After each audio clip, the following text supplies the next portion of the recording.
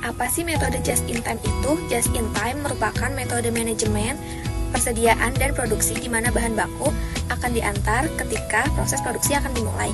Manfaatnya yaitu untuk meminimalisir biaya penyimpanan bahan dan penanganan bahan.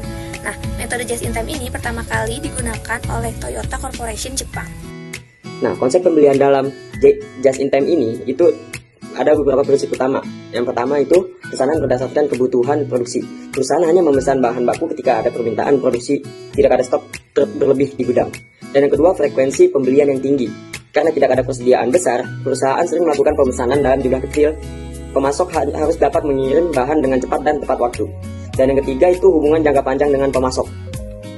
Perusahaan harus menjamin kerjasama erat dengan pemasok agar pasokan tetap stabil.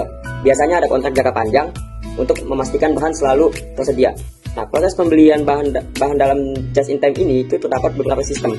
Yang pertama, perencanaan produksi, yang kedua, penjadwalan pembelian, yang ketiga, penerimaan bahan, dan yang keempat, penggunaan dalam produksi.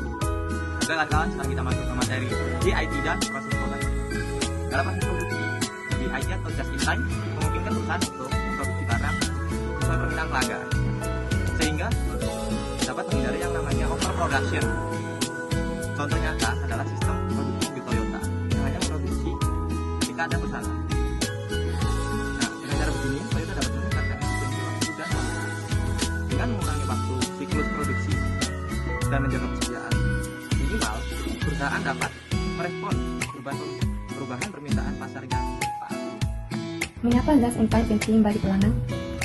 Karena produk lebih cepat. Misalnya pelanggan tidak perlu menunggu lama untuk mendapatkan produk yang diinginkan. Produk berkualitas. Produk berkualitas itu kita fokus pada kualitas yang tinggi, memastikan pelanggan mendapatkan produk yang baik. Harga lebih kompetitif. Harga lebih kompetitif itu dari efisien yang tinggi, memungkinkan perusahaan menawarkan harga yang lebih menarik.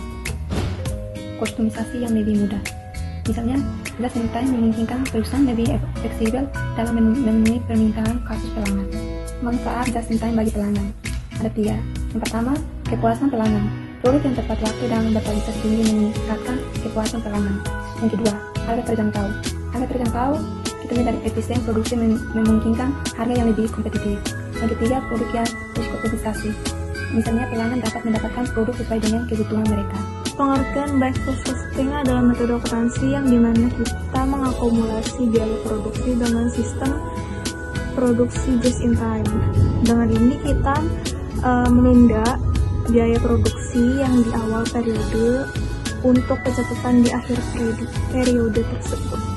Untuk penerapan back processing itu ada 5. Yang pertama itu kita harus menentukan titik back processing sendiri.